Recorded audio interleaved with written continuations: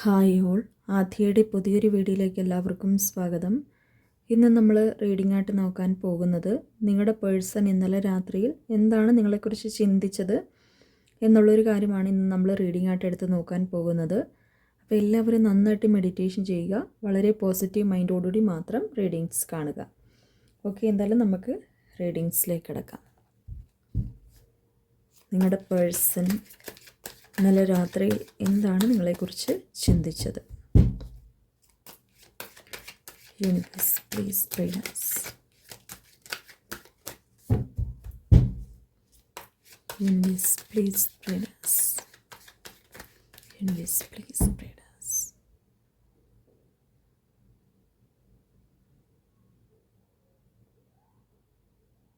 നിങ്ങളുടെ വ്യക്തി എന്താണ് നിങ്ങളെക്കുറിച്ച് ആ ഒരു പേഴ്സൺ ചിന്തിച്ചത്? 6 of Pentacles and 9 of Cups.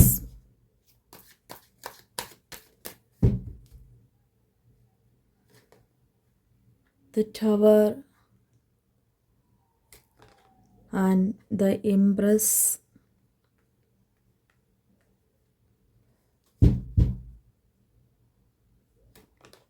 Universe, please.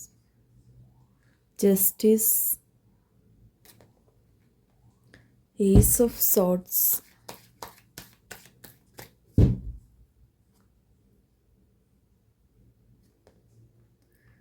Four of Swords. And 6 of Swords.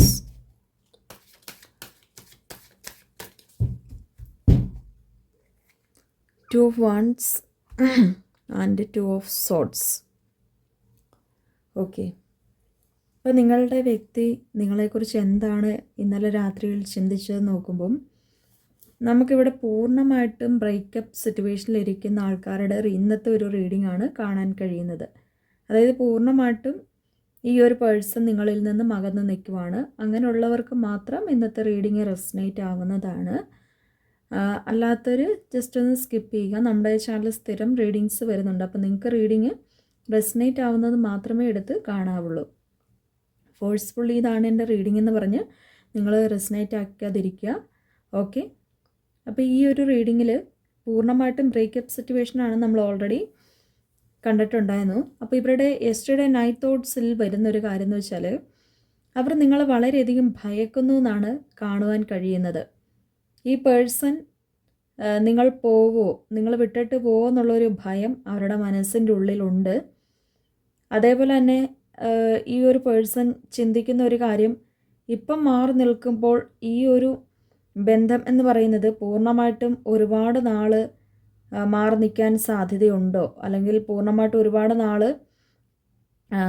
ഈ ഒരു പേഴ്സണുമായിട്ടൊരു ബ്രേക്കപ്പിലൂടെ തന്നെ മുന്നോട്ട് പോകാൻ സാധ്യതയുണ്ടോ, ഇതെപ്പോഴാണ് എൻഡ് ചെയ്യുന്നത്, അതായത് ഈ ബ്രേക്കപ്പ് എന്ന് പറയുന്ന ഒരു കാര്യം, അല്ലെങ്കിൽ ബ്രേക്കായി നിൽക്കുന്ന ഈ ഒരു കാര്യം എപ്പോഴാണ് അവസാനിക്കുന്നത് എന്നതാണ് ഈ ഒരു വ്യക്തിയുടെ മനസ്സിൻ്റെ ഉള്ളിൽ ഇപ്പം ഈ ഒരു ബന്ധത്തെക്കുറിച്ച് അവർ ചിന്തിക്കുന്ന ഒരു കാര്യമെന്ന് പറയുന്നത്. ഈ ഒരു പേഴ്സണ് നന്നായിട്ട് പേടിയുണ്ട്. ഇതിനിപ്പം നീണ്ടു പോയി കഴിഞ്ഞാൽ പിന്നെ അതൊരിക്കലും ഒന്നിക്കാൻ കഴിയില്ല എന്നുള്ളൊരു തോന്നലുകൾ ഈ പേഴ്സണ് വരുന്നുണ്ട്.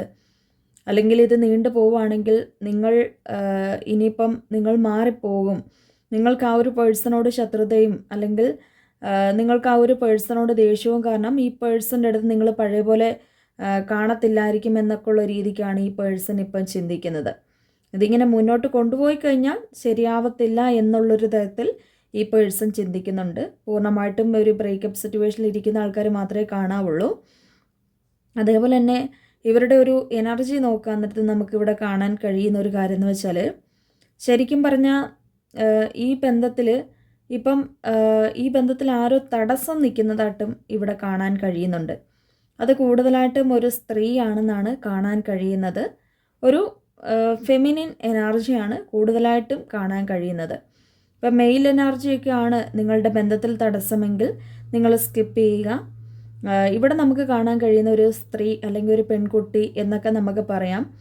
ആ ഒരു പേഴ്സൻ്റെ ഒരു ഫ്രണ്ട് ആയിരിക്കാം, അല്ലെ ആ ഒരു പേഴ്സൺ നിങ്ങൾ സ്നേഹിക്കുന്ന വ്യക്തിയുടെ വീട്ടിൽ നിന്നുള്ള ഒരു വ്യക്തി ആവാനും സാധ്യതയുണ്ട്. ഫാമിലി മെമ്പറോ അല്ലെ ഫാമിലിയിലുള്ള ഒരു വ്യക്തിയോ ആവാനാണ് സാധ്യതയുള്ളത്. ഈ ഒരു പേഴ്സണ് ശരിക്കും പറഞ്ഞാൽ നിങ്ങളെയും പേടിക്കുന്നുണ്ട്, തേർഡ് പാർട്ടിയും പേടിക്കുന്നുണ്ട്. ആ ഒരു രീതിക്കാണ് ഇപ്പം നിങ്ങളുടെ വ്യക്തി നിൽക്കുന്നത്. യഥാർത്ഥത്തിൽ ആ ഒരു പേഴ്സണ് ഇന്നലെ രാത്രിയിൽ ഉറങ്ങാൻ കഴിഞ്ഞിട്ടില്ല എന്നാണ് കാണാൻ കഴിയുന്നത്. കാരണം എന്താണെന്ന് ചോദിച്ചാൽ, ഈ പേഴ്സൺ ഒന്നാമത്തെ കാരണമാണ് നമ്മൾ മുൻപേ കണ്ടത്. അതായത് നിങ്ങൾ വിട്ടിട്ട് പോവോ, അല്ലെങ്കിൽ ഇതിപ്പം പൂർണ്ണമായിട്ടും ബ്രേക്കപ്പായിട്ട് കുറേ നാൾ മുന്നോട്ട് പോകാൻ സാധ്യതയുണ്ടോ എന്നുള്ളൊരു രീതിക്ക് ഈ പേഴ്സൺ ചിന്തിച്ചിട്ട് അവർക്ക് ഉറക്കം വന്നിട്ടുണ്ടായിരുന്നില്ല എന്നാണ് കാണാൻ കഴിയുന്നത്. അതുപോലെ അവരുടെ മനസ്സ് ഒരുപാട് ദുഃഖം, അല്ലെങ്കിൽ അവരുടെ ഈ ഒരു ബന്ധത്തിൽ ഇങ്ങനെ ബ്രേക്കപ്പ് ആയിട്ട് പോകാൻ അവരൊട്ടും ആഗ്രഹിക്കുന്നില്ല എന്നതാണ് അവരുടെ ഉള്ളിൻ്റെ ഉള്ളിൽ നിന്നും അവർ നിങ്ങളോട് പറയാൻ ആഗ്രഹിക്കുന്ന ഒരു കാര്യമെന്ന് പറയുന്നത്. രണ്ടാമത്തെ കാരണമാണ് നമ്മളിപ്പോൾ പറഞ്ഞ ഒരു കാരണം. അതായത് ഇതിൻ്റെ അകത്തൊരു ഫെമിനിൻ എനർജിയാണ് കൂടുതലായിട്ട് കാണിക്കുന്നത്. അതുകൊണ്ട് തന്നെ ഒരു സ്ത്രീയാണ് ഇതിൻ്റെ അകത്ത് തടസ്സമായിട്ട് നിൽക്കുന്നത്. ആ സ്ത്രീ എന്ന് പറയുന്നത് അവർ കുറച്ചധികം ഭയങ്കര കുറച്ചധികം എന്നല്ല, എല്ലാവരെക്കാട്ടിലും ഓവർ സ്മാർട്ടായിട്ടുള്ളൊരു വ്യക്തിയാണ്. അതായത് തന്നിഷ്ടപ്രകാരമായിട്ടുള്ളതും അവരുടെ മുൻപിൽ നമ്മൾ ചെന്ന് കഴിഞ്ഞാൽ പിന്നെ അവരെ അനുസരിച്ച് നിൽക്കണമെന്നുള്ള രീതിയാണ് ആ ഒരു വ്യക്തിക്കുള്ളതെന്നാണ് കാണാൻ കഴിയുന്നത്. അപ്പോൾ ഈ ഒരു വ്യക്തി എന്ന് പറയുമ്പോൾ കുറച്ച് ഷാഠ്യം പിടിക്കുന്ന ഒരു വ്യക്തി തന്നെയാണ്. അതുപോലെ തന്നെ ഭയങ്കര പവർ അവർക്കുണ്ട്. അതായത് സാമ്പത്തികപരമായിട്ടും രാഷ്ട്രീയപരമായിട്ടും അല്ലെങ്കിൽ നിയമപരമായിട്ടുമൊക്കെ ഈ പേഴ്സണ് നല്ലൊരു പിടിയുള്ള ഒരു വ്യക്തിയായിട്ടാണ് കാണിക്കുന്നത്. അവർ ഏതൊരു അറ്റം വരെ പോകാനും ഈ പേഴ്സൺ തയ്യാറായിട്ട് തന്നെ നിൽക്കുന്ന ഒരു വ്യക്തിയാണ്. നിങ്ങൾക്ക് അവരെ ഒരുപക്ഷെ തോൽപ്പിക്കാൻ പറ്റാത്ത ഒരു നിലയിലാണ് ആ ഒരു തേർഡ് പാർട്ടി ഉള്ളതെന്ന് വ്യക്തമാണ്. അവരെ നിങ്ങൾക്ക് തകർക്കാൻ കഴിയില്ല. കാരണം അത്രത്തോളം പവർഫുൾ ആയിട്ടുള്ള ഒരു ലേഡിയെയാണ് നമുക്കിവിടെ കാണാൻ കഴിയുന്നത്. നിങ്ങൾക്കെന്നല്ല, ആർക്കും അങ്ങനെ തകർക്കാൻ പറ്റത്തില്ലാത്ത ഒരു കരുത്തുറ്റ ഒരു വ്യക്തിയായിട്ടാണ് ആ ഒരു ലേഡീനെ നമുക്ക് കാണാൻ കഴിയുന്നത്. ശരിക്കും പറഞ്ഞാൽ ഈ ഒരു ബന്ധത്തിൽ ലൈക്ക് ബ്ലാക്ക് മാജിക് എന്ന് പറയുന്ന ഒരു കാര്യം വളരെയധികം ഈ ബന്ധത്തിൽ വന്നിട്ടുണ്ട്. അപ്പോൾ അങ്ങനെയാണ് നിങ്ങളുടെ ബന്ധം ഒരു ബ്രേക്കപ്പിലേക്ക് എത്തിയിട്ടുള്ളത് എന്നുള്ളൊരു സത്യാവസ്ഥയാണ്. ആ ഒരു ബ്ലാക്ക് മാജിക്കിൻ്റെ ഇടയിൽപ്പെട്ട് നിൽക്കുന്നൊരവസ്ഥയാണ് നിങ്ങളുടെ പേഴ്സൺ ഉള്ളത്. അവർക്കൊന്നും ചെയ്യാൻ പറ്റത്തില്ല. അവർ ശരിക്കും പറഞ്ഞാൽ ആ ഒരു കൺകെട്ടിൽ നിൽക്കുന്ന ഒരു ടൈമാണ്, അല്ലെങ്കിൽ ആ ഒരു വശത്തിൽ നിൽക്കുന്ന ഒരു ടൈമാണ്.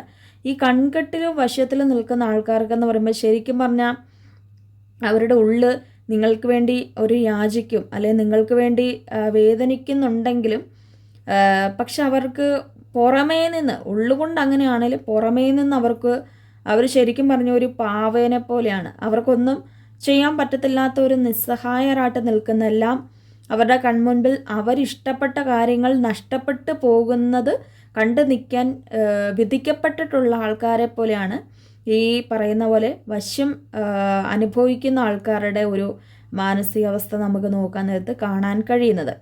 യഥാർത്ഥത്തിൽ നിങ്ങളുടെ പേഴ്സൺ ഇപ്പം ആ ഒരു മാനസികാവസ്ഥയിലാണ് നിൽക്കുന്നത്.